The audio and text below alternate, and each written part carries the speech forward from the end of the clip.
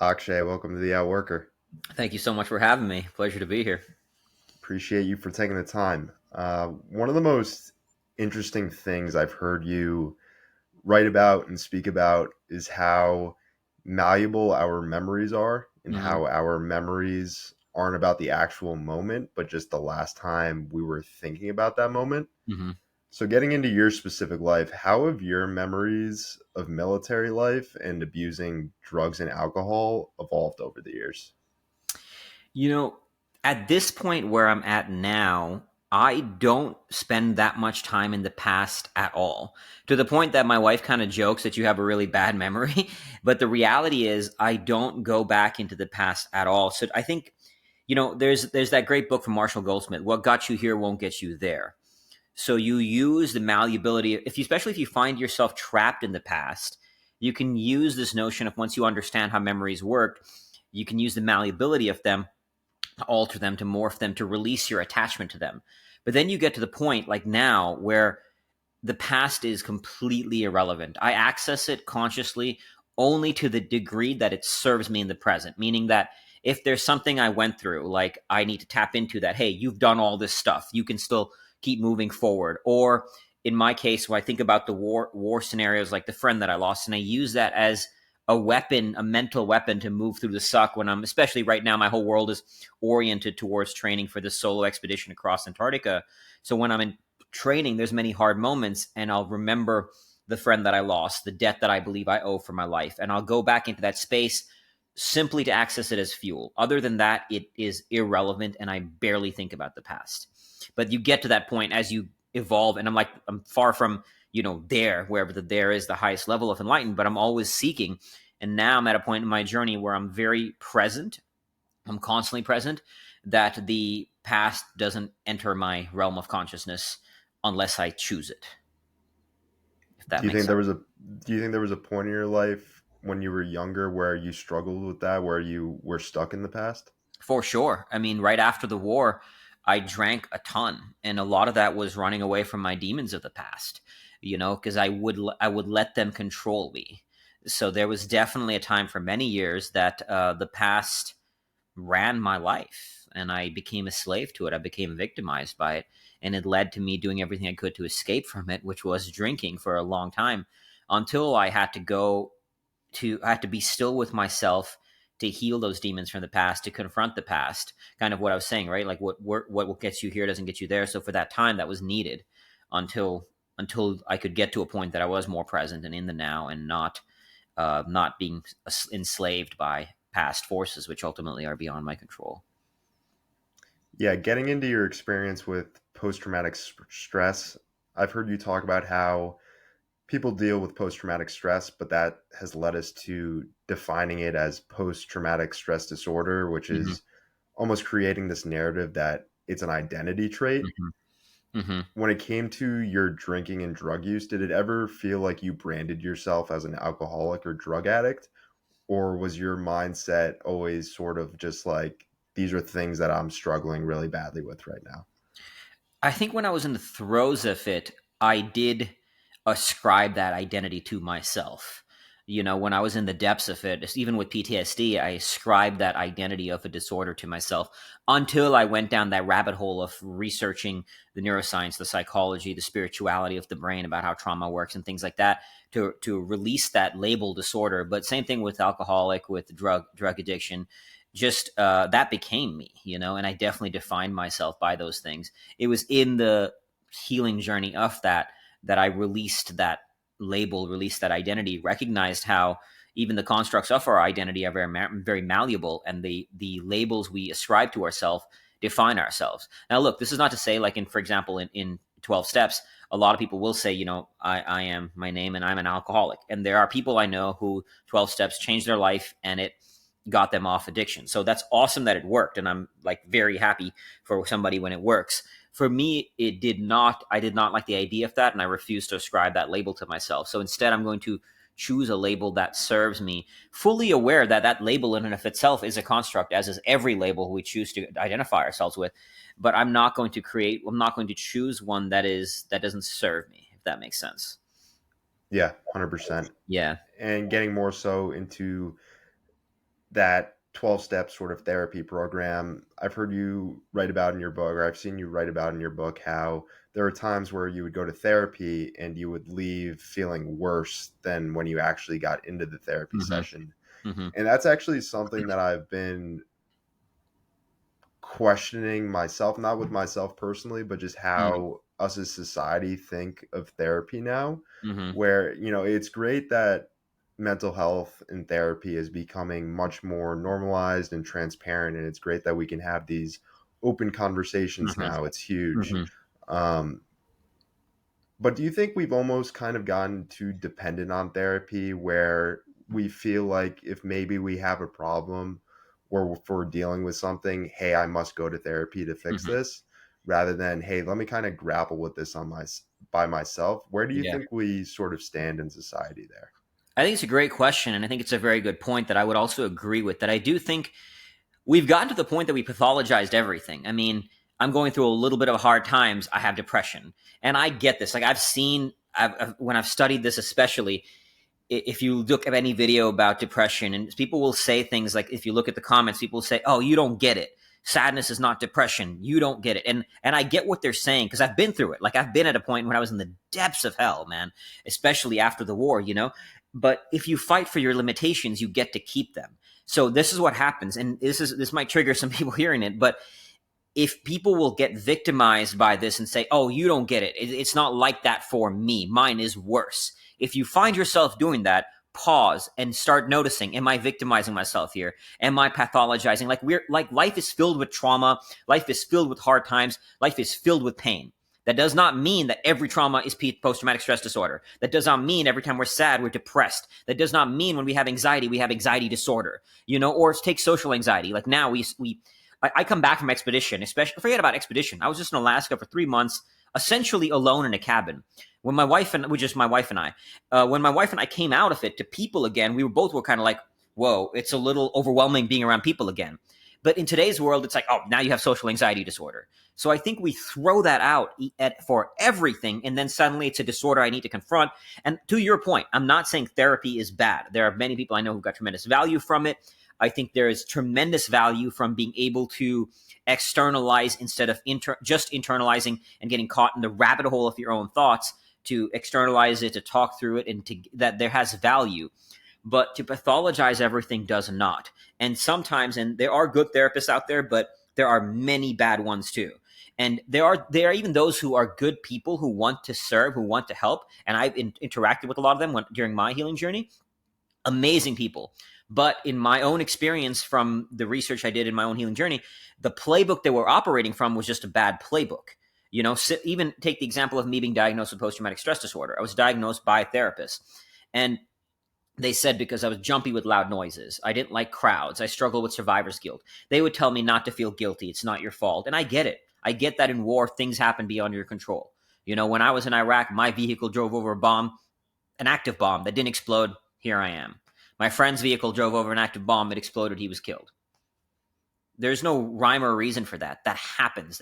War is random. The nature of it is. I get it rationally.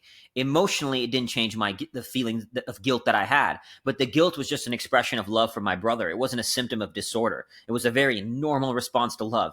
It's not just veterans, but many people who lose people they love. Think about that. Like, why did they die? Why not me? That's just love. You can reframe it, you know? So I think that there are good people operating from a bad playbook, and then there's a very small minority who are just genuinely just malicious, but that's a separate conversation. So I think when you look at it that way and you recognize that, you realize that, you know, if you're going to these people and getting that playbook, it's going to be very destructive. Like I had a veteran friend who was told, when a cucumber becomes a pickle, it can never go back to being a cucumber. And you're like that pickle now.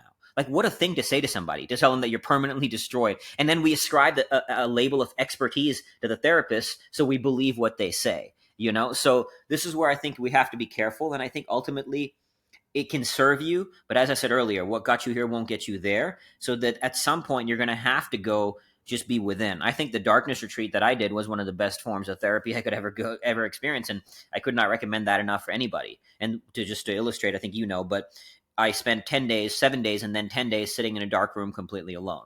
You spend that much time going deep into the depths of your soul, opening doors you've never opened before. you will find things and find answers that you can't even imagine. So stillness is one of the greatest forms of therapy. Going out there suffering by yourself, going in nature for a 12-hour hike, that can be one of the greatest forms of therapy. So again, not knocking it, but I do think, to your point, where we've taken it a bit too far, and that's not helpful. That's only causing more malaise in society. Yeah, I think there's something that needs to be said for allowing yourself to internally grapple with things Mm-hmm. before you seek external types Mm-hmm. of therapy. And there were definitely points at my life where I've experienced things where, if I talked to a therapist, yeah, maybe it would have helped. Mm-hmm. But now that I got past those things, you have that added confidence of like, wow, look at what I was able to just get through, like by myself, like Mm-hmm. for me, Mm-hmm. which is kind of like the added benefit of going through so many trials and tribulations where it's like, hey, this is just me versus me. I'm going to try to get through this. Yeah. And the earlier in your life that you can reframe your relationship to the trials and tribulations of life, the faster you'll be able to find the beauty in them. Like, it took me a minute, right? I'm 38, 39 years old now. I think at about 33, 34 is when when I wrote Fearvana, when I realized that suffering is beautiful and a very normal part of life, instead of demonizing it as this thing we want to avoid. When you actually start to recognize, oh, got it, I'm in suffering right now. Life's punching me in the face, right? There's an opportunity here. Like today, when I suffer, that's one of the first things I'll say is, thank you, God, for this opportunity. Then you start looking for the opportunity, and it is an opportunity. And I get that it's easier said than done. And some people, I've seen the darkest hell on earth, from children in former child soldiers to survivors of sex trafficking, young kids who've been trafficked, people in poverty, in conflict zones, in war zones. And that's an extreme level. Like, it's very hard at that point to say, oh, there's some beauty here. But those people who've come out of that are some of the strongest people you'll ever meet in your life. So I don't wish that hell upon anybody. Nobody would. But they have endured it, and now they have greater access to their strength in a way that the rest don't. Yeah. Getting more so into the physical side of things now, and especially with your life, I mean, you've done a ton of physical activities to, I mean, test yourself in so many different regards. I mean, with running, mountaineering in the Himalayas, climbing Kilimanjaro, crossing Greenland, with a 200-pound sled for 150 miles.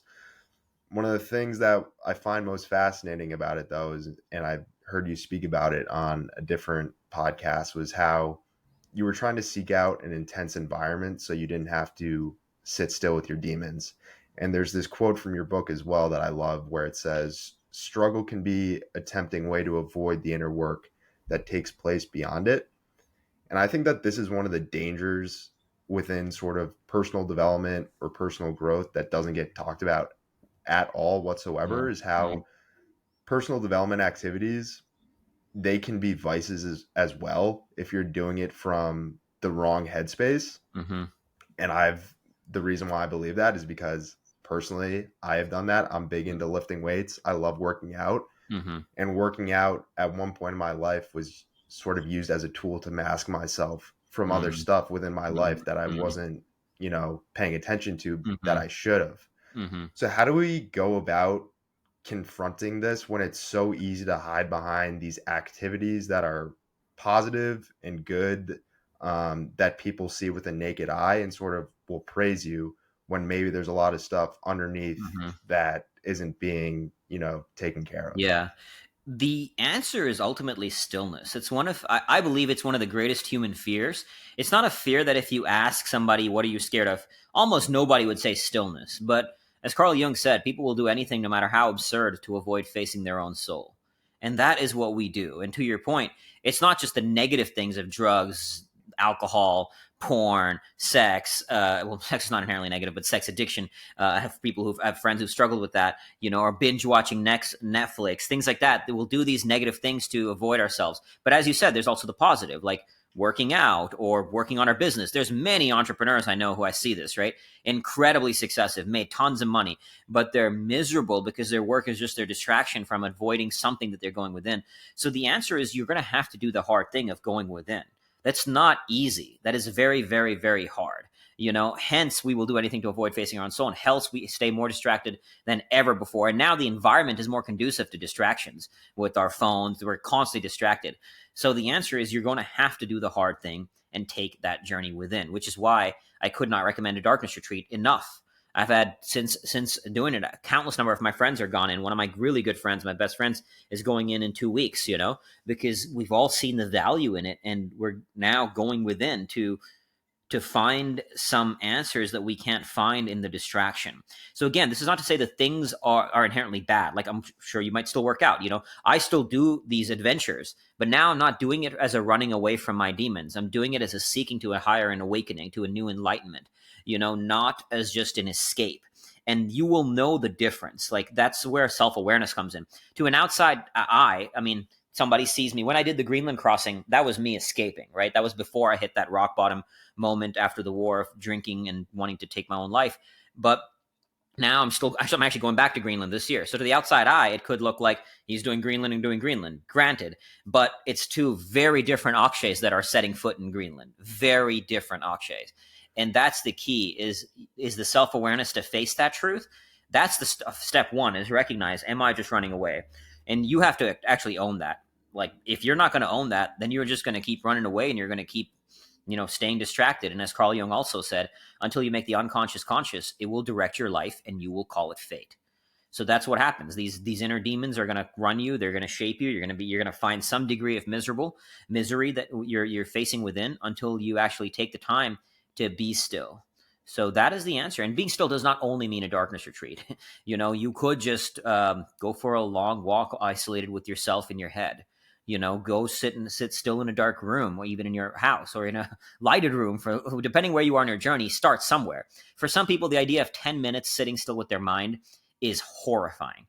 If you're listening to someone and they're like, that's easy, then do it for some degree that will push you outside your comfort zone. It should feel uncomfortable. It should be hard. The darkness both times was hard. There was nothing easy about sitting in a dark room for 7 days or 10 days. And that's the point. So confront that, and that's how you find some peace through it. What was that feeling for you like when you were able to do these physical activities from a higher, more healed level of consciousness? It was so much more peaceful. It was so much more joyful. The experience while I was out there was far more enlightening. The experience of even getting out there was far more freeing. It was just a kind of a freedom that came with that, and recognizing that this is not just a escape from life, but it's an addition to life. It's only fueling my life in the normal world. It makes my life in the normal world better, as opposed to previously when I would come back from expedition, my normal world was just miserable.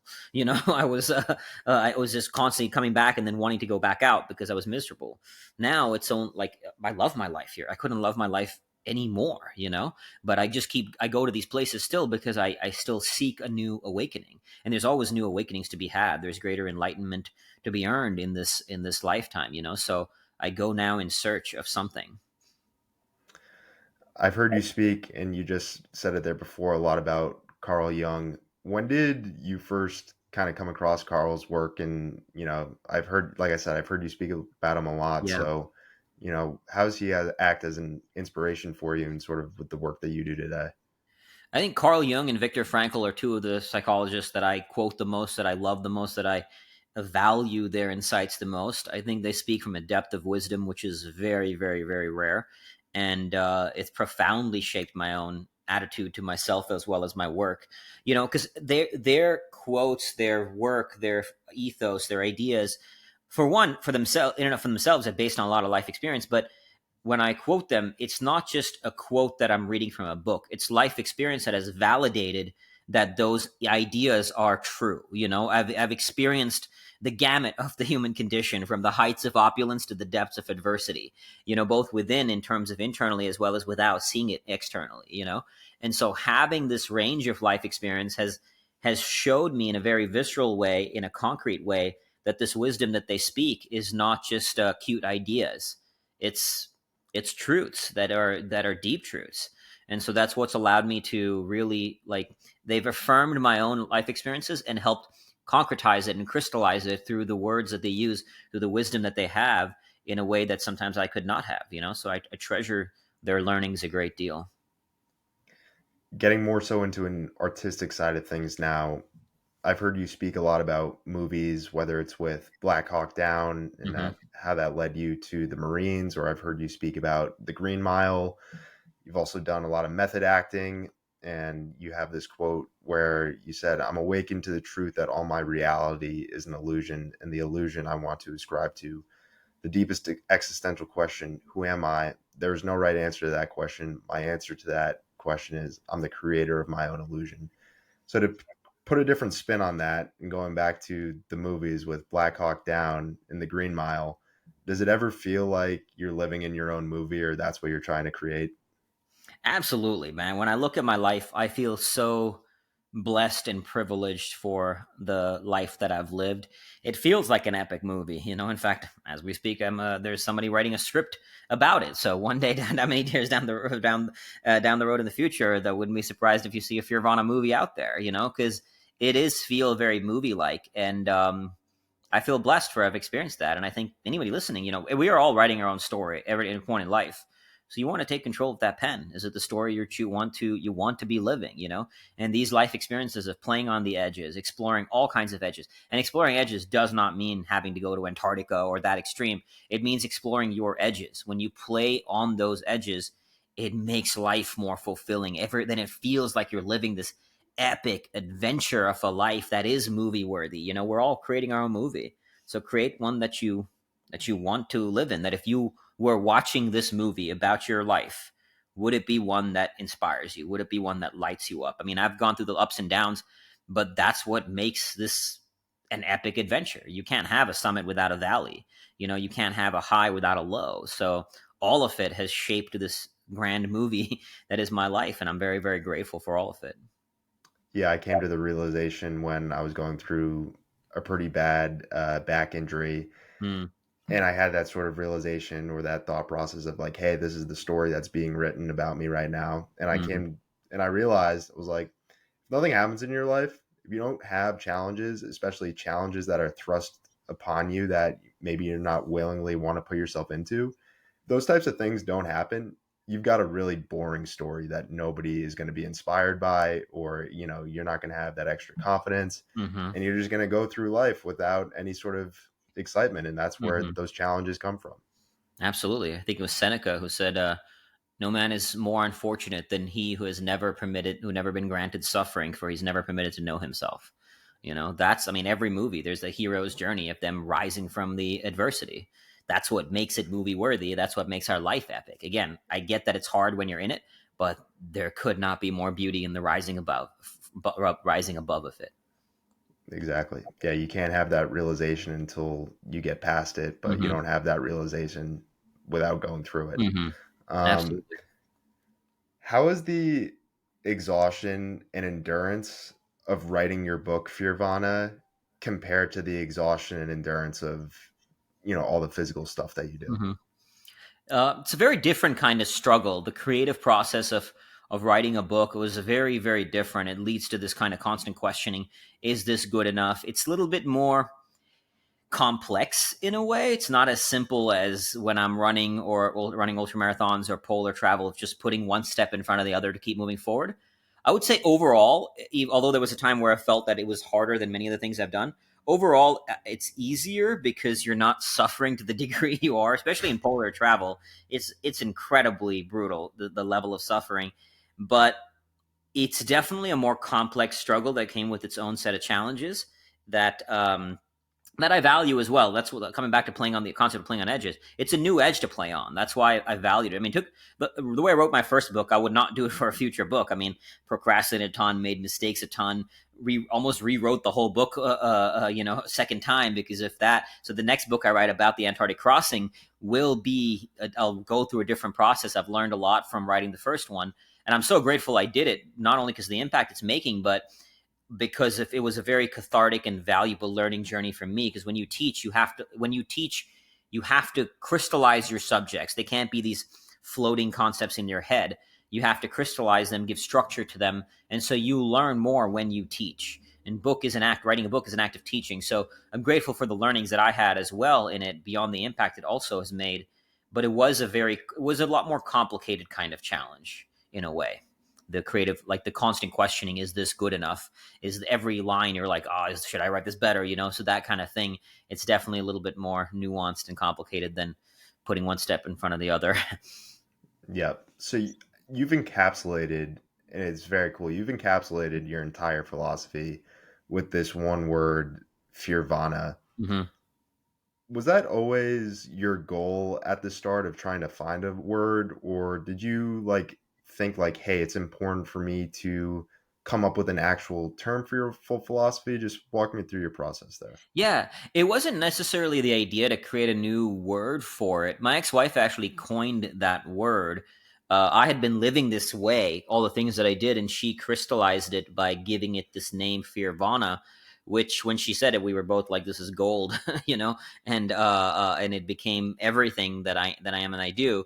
So it was a lifestyle that I was living that was valuable to then give a name to, because now it concretizes it in a way that helps other people understand it better, right? So when you say Fearvana, for the most part, many people kind of get what you mean. Okay, so that's it, because it's a new word. So often, if somebody's never heard it before, they'll say, "Oh, that's interesting," because first it's a new word to the lexicon.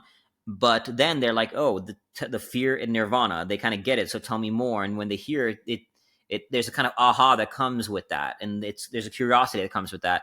So I mean, we use words to simplify our existence, to explain our existence, to simplify a complex reality, but they also help shape our reality. So I think having a word for it helps shape a new um, experience of life through that word, because the words that we use shape our reality in a way that says, if I say I am depressed instead of I am sad, it changes how I experience that moment.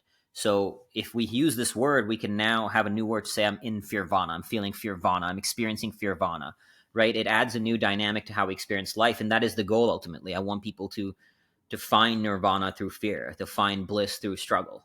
And that is really the essence of the ethos of Fearvana, is transforming suffering into an experience of bliss, and you can be in both at the same time, and that's the whole point of it.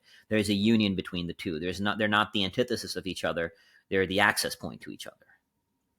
Yeah, it's interesting. I don't know if you've ever heard of him, but there's this writer named Zach Pogrob he's very active on social media as well. He Mm, does a lot of social media writing, but he had a very interesting video that I saw a couple weeks ago where he said, because he's branded himself around the word obsession, mm, and he's he's like, everyone needs to find their word.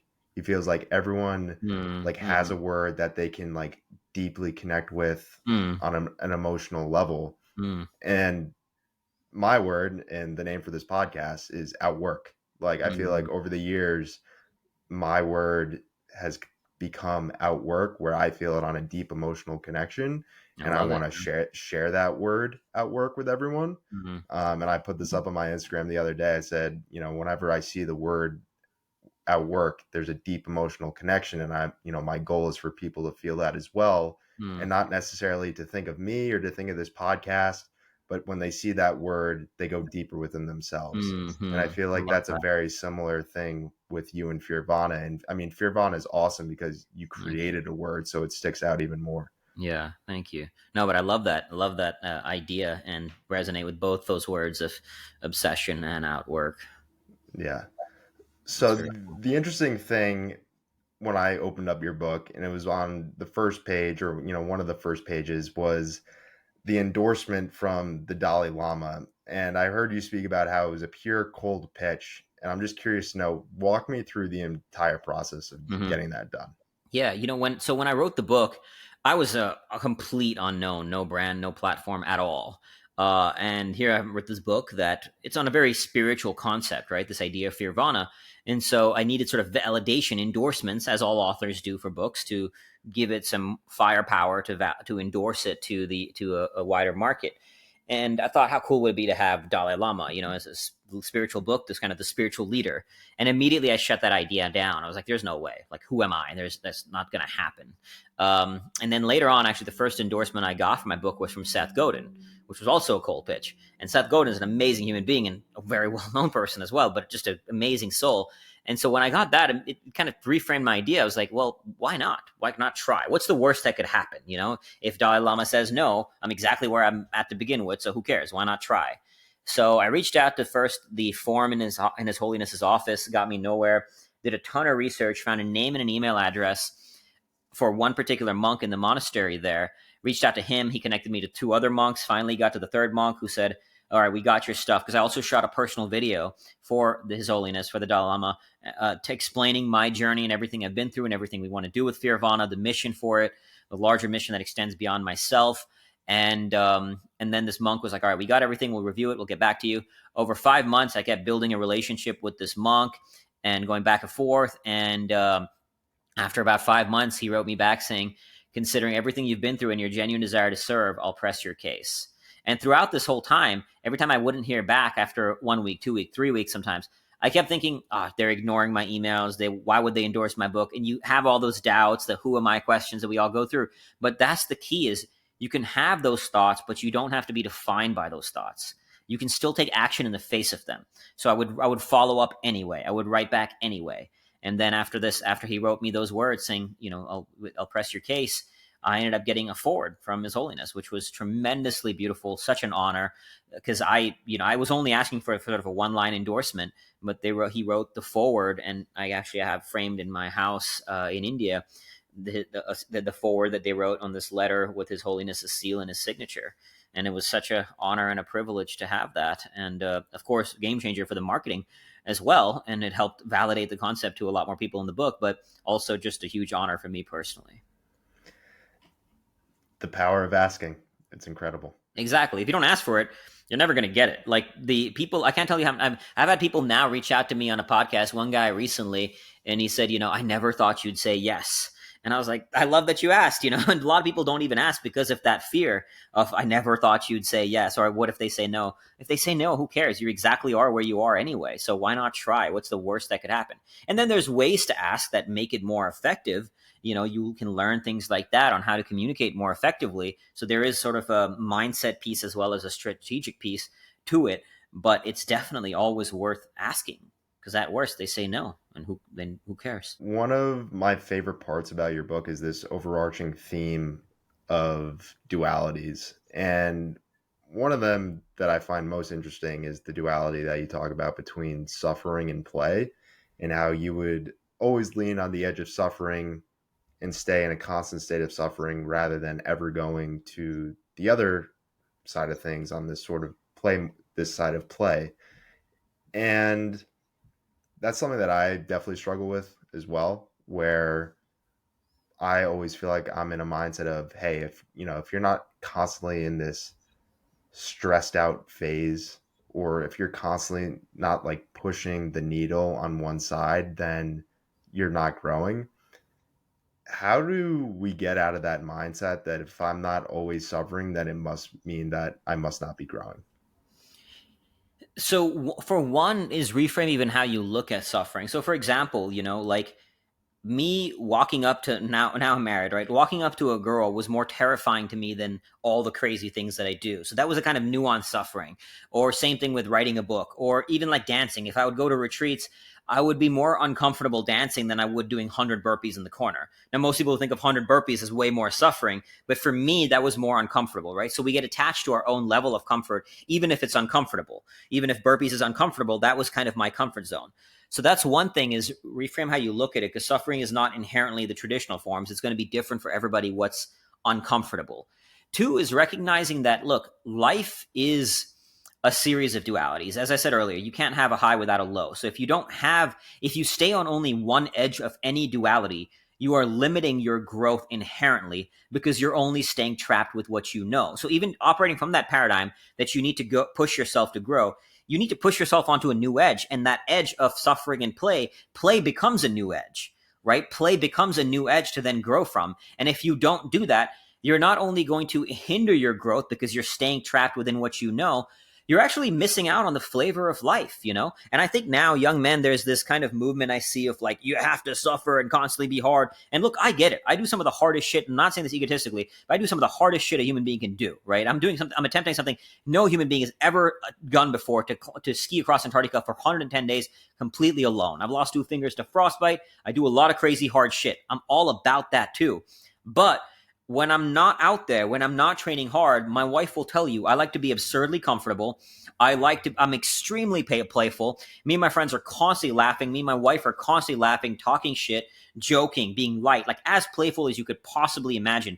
I cannot tell you how many people who've met me for the first time when they just see me on social media. This happened like recently, 3 people, and they were like, "You're not as crazy as I thought. You're not as intense as I thought," because they met me and I'm just talking shit. I'm joking. I'm laughing. I'm playing because it just adds more flavor to life. You're missing out on life's flavor. And isn't that ultimately what we want? Like, right? Joseph Campbell said the rapture of being alive. And I think more people want to feel that rapture of life, more the awe of that, just this human experience. And that comes from playing with the new edge that you haven't played on before, because that's only how you can appreciate it. You know, when I came out of the darkness for the first time and I saw light, no words can express how moving that light was. I've never seen the light shine that bright after spending 7 days in darkness. And it really hit me that you cannot truly know the power of the light unless you've first been in the dark. You know, you have to know what it's like to be without to truly appreciate what it's like to be with. When you come out of the cold, how good does hot feel? You come out of a fast, how good does food feel? You know, when I come back from expedition, seeing my wife feels a million times better than the day to day, because you know what it's like to be without.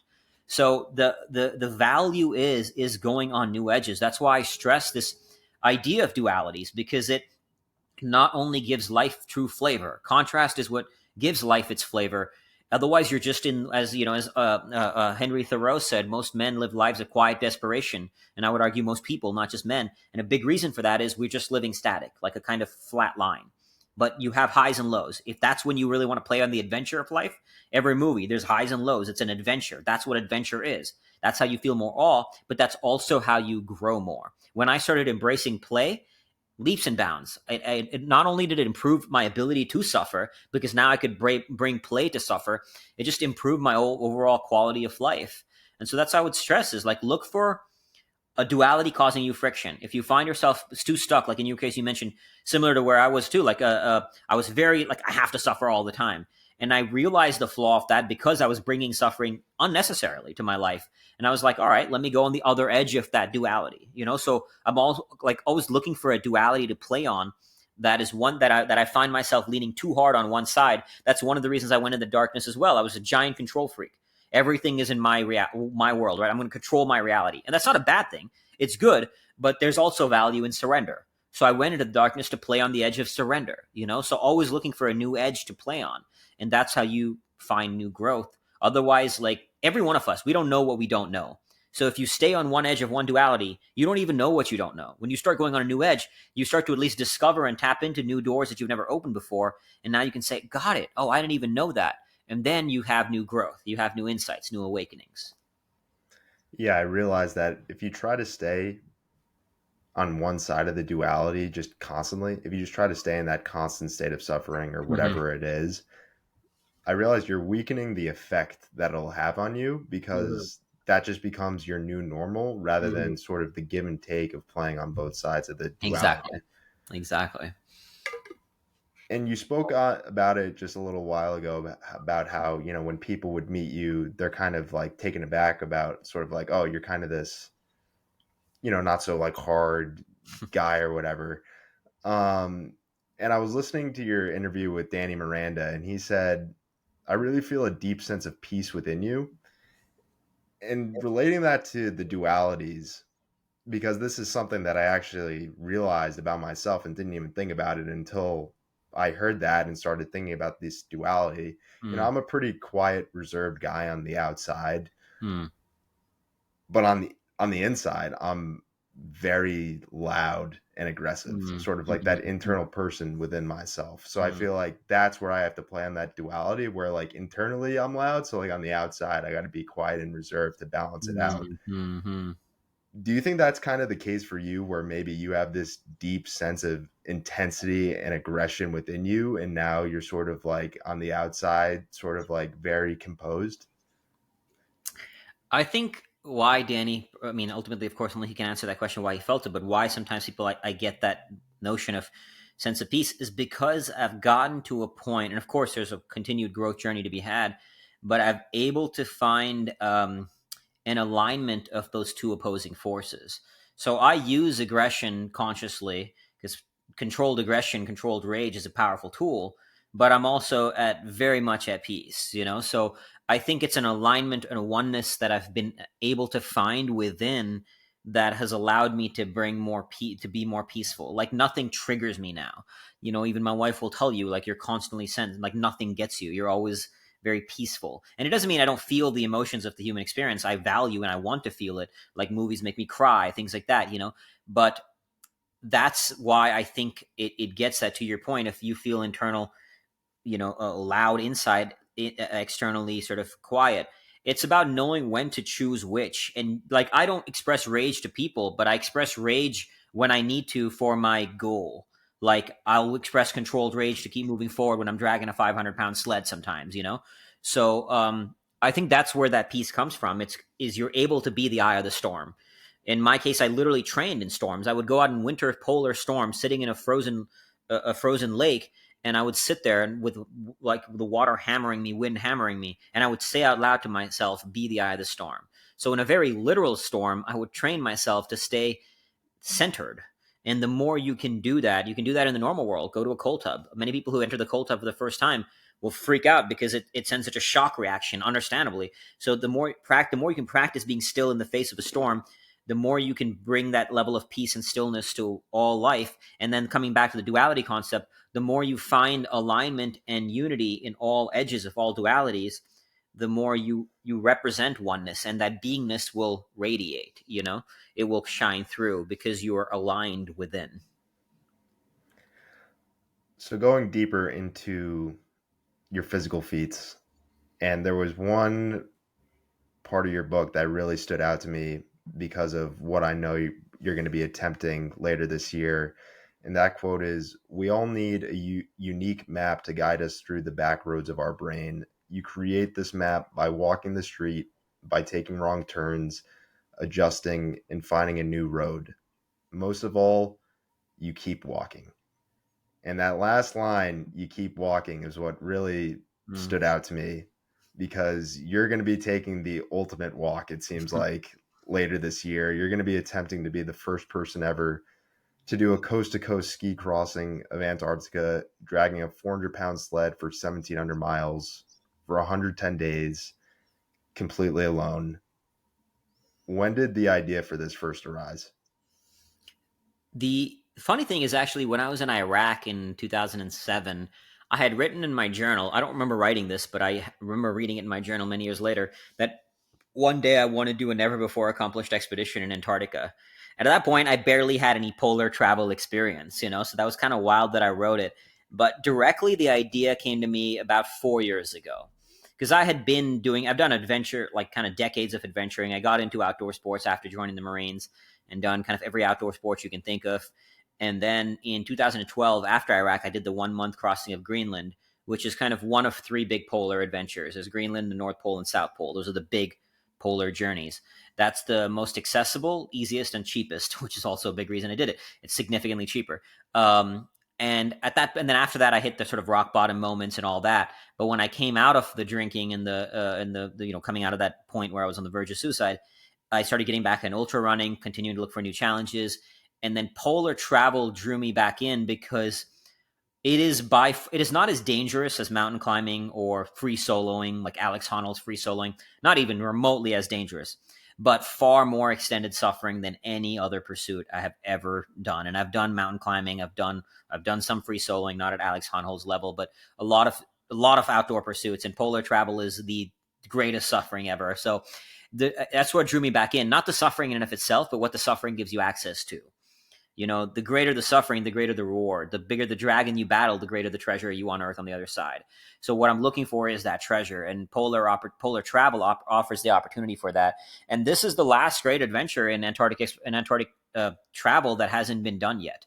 It's really the biggest one that hasn't been accomplished. So today, especially, a lot of feats are done in the world of adventure sports. And so it drew me in, being that is pushing the boundaries of human endurance in a way that, can you push it? Can you do something that is that hard?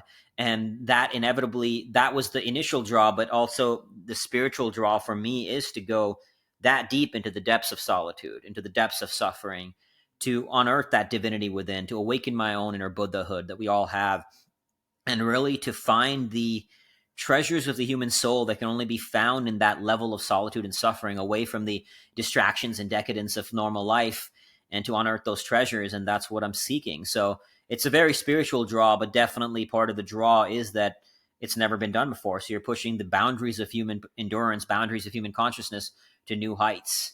And it's an honor and a privilege to be a messenger for that that message that gets unearthed when you explore new heights. Yeah, the thing that I'm most fascinated by, and it's all incredible, but the thing that I'm most fascinated by is that you're doing it completely alone. Mm-hmm. If you were to do it with a team, what do you think the biggest sort of mental component difference would be? When you're with the team, especially a good team, it's a great thing having that moral support, somebody to talk to. I've done a lot of group team adventures, and I'm blessed. I've always had great tent mates in every expedition I've been on. And having somebody to talk to at the end of the day, shoot the shit with at the end of the day, laugh with, joke with, that kind of thing. If you're having a bad moment, you can support each other. There's also this element that there's a team there. So, especially since being in the Marines, there's always this responsibility I feel, even if I'm not the team leader, to be there for the team. So you have that, and that drives you, right? Like, there's on team expeditions, when someone struggle, I'll take weight from them to be, and to do that, it actually fuels me as well, because you're there to look out for the team. So there's this kind of camaraderie and union that you're all are in this together. That's definitely a big mental shift to have that. When you're alone, there's nobody. When you're on a low moment, it's on you to get yourself out of it. There's nobody to, like, on a team expedition, you kind of have to get up in the when the alarm rings, because everybody's up, and you can't, you have to, your tent mate is up, you have to move. Let's say when I'm alone, one day I want to sleep in, I could, right? Who's there to to watch? You could do whatever the hell you want, So there's no accountability, external accountability. That can be a little bit more challenging, to then still wake your ass up every day at the same time, make sure you're still getting out there. So it definitely comes with a lot more mental challenges. And of course, there's pros and cons to everything. The solitude also offers a tremendous beauty, to be that alone and see, in silence. To me, you get to hear God, and whatever, everybody has their own version of what that word means, but that's the privilege of the silence and the solitude that you also get. And then there's sometimes, when you're in a team expedition, you have to move at the pace of the slowest person. And I'm not, sometimes that's been me on various expeditions and things like that. So not to say that I'm always the strongest or anything like that, but you have to move at a different pace based on the team. When you're alone, you can move at your own pace, whatever that means, So if you've trained very hard, now you can move faster than, faster than anybody else on the team that might slow down the effort. So it just depends on what you're looking for. Like, I love team expeditions. I love the camaraderie. I loved all of the team expeditions I've done. I'm blessed to have been a part of them. I've had great teammates. Many of them are still friends to this day. But I'm also really looking forward to the solitude and seeing what that will reveal. Fearvana is obviously relative to everyone, where you can do different things and sort of reach that level, because I wouldn't have to go to Antarctica. I mean, I've never run a marathon, so I mean, I Yeah. could start there before, going coast to coast from Mm-hmm. Antarctica. Yeah. In what degree does this feel like something like very, very scary for you, compared to like, hey, this is just the next step in reaching like a newer level of Fearvana? It is terrifying to me. It is terrifying. It's never been done, so you're pushing such a new edge. That is scary. Antarctica is a scary place. It should be scary. If you're not feeling nerves, something is wrong, and you're. It's gonna be dangerous to not feel that fear. So it definitely does terrify me, and it is my expression. To your point, everybody's got their own version of Fearvana, and I try to stress that highly that it's not like crossing Antarctica is not the only path to enlightenment by any means. It's about finding your edge and playing on that. For some people, like go doing a cold tub is the same as what it is for me to crossing Antarctica, because we're all at different levels, and that's not a good, bad, right, wrong. There was a time where I was terrified of everything. I mean, terrified of heights, terrified of open water. I used to be scared of a roller coaster, scared of a Ferris wheel, let alone a roller coaster. So I've evolved in my journey, and for me, this is the culmination of decades of playing on the edge. To do this, this will be the hardest thing I've ever done, for sure. Probably the hardest thing I will ever do. I don't know what's after Antarctica. I mean, I have sensed them. I want to spend more time with my wife. I want to share the lessons from the journey, things like that. But in terms of adventuring, I don't know what where the road will take me just yet.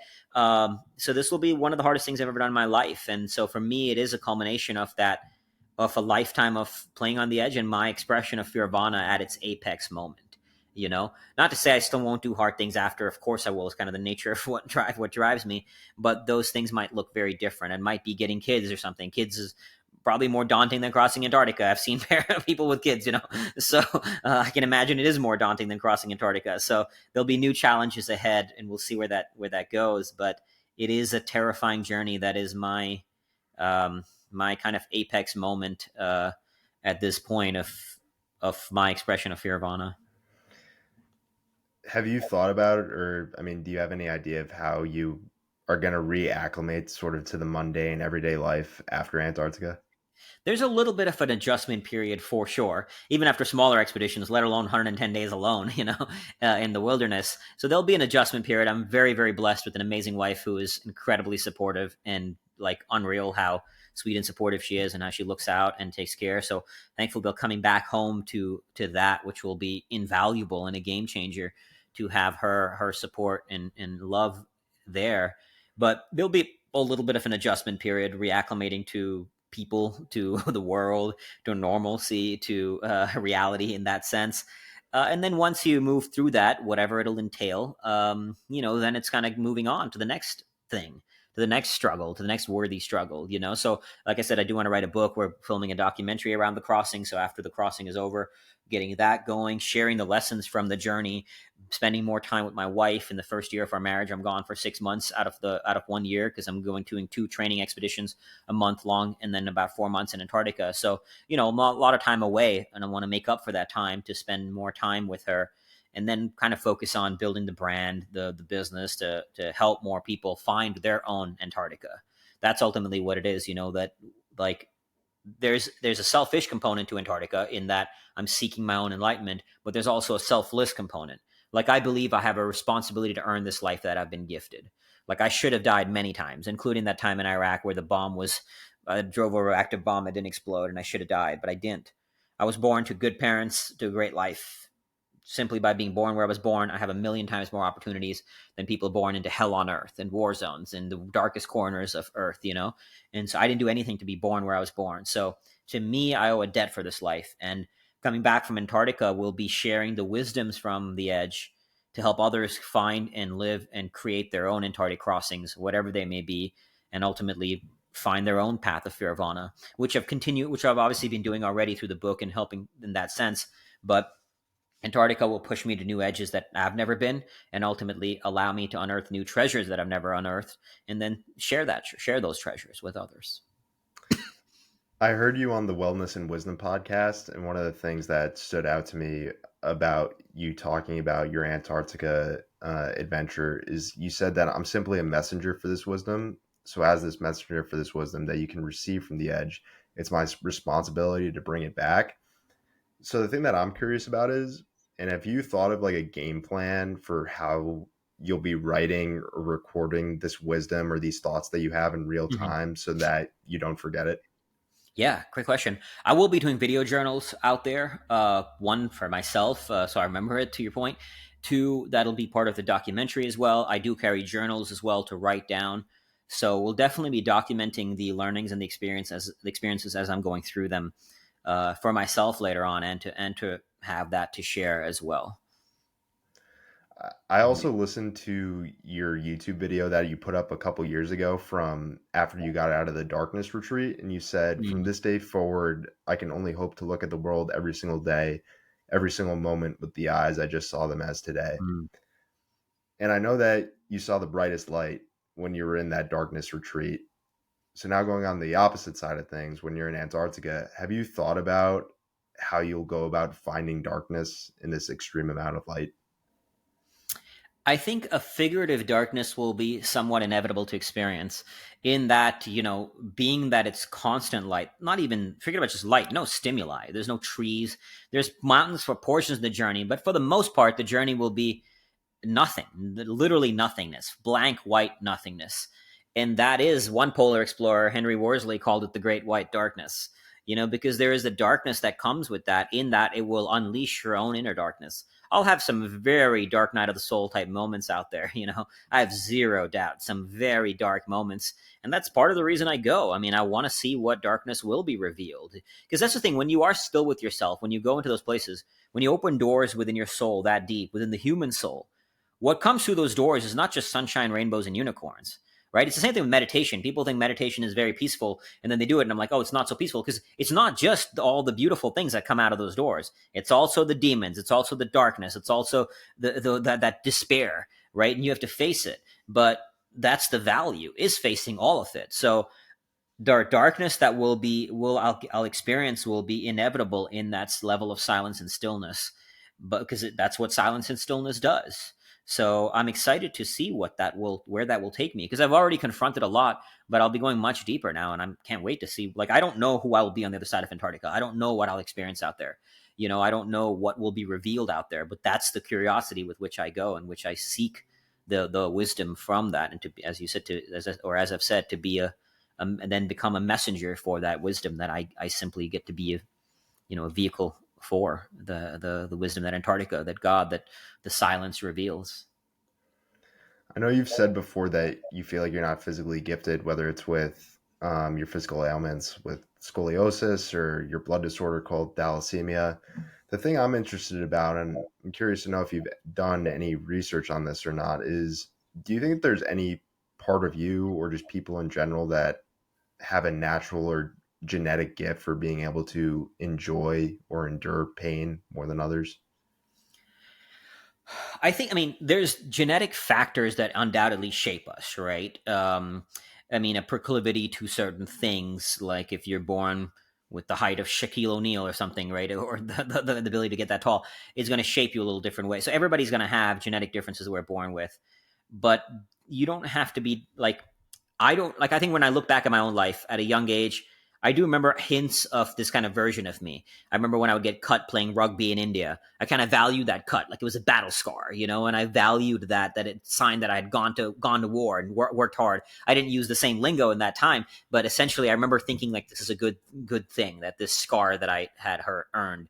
At the same time, I was terrified of everything. I was terrified of Ferris wheels, as I mentioned. I remember when we were snorkeling once. I think we were in the Great Barrier Reef. My parents had taken us there, and I saw the ocean dip out into the black abyss, and I got too scared and I turned around. So the ability to face the fears and to seek out suffering in this way was cultivated, and I cannot stress that enough. Yes, there are genetic factors. I was probably born with some sort of dopamine wiring that makes me more prone to addiction, just because of not only the addictive nature that I had, but the things that I do.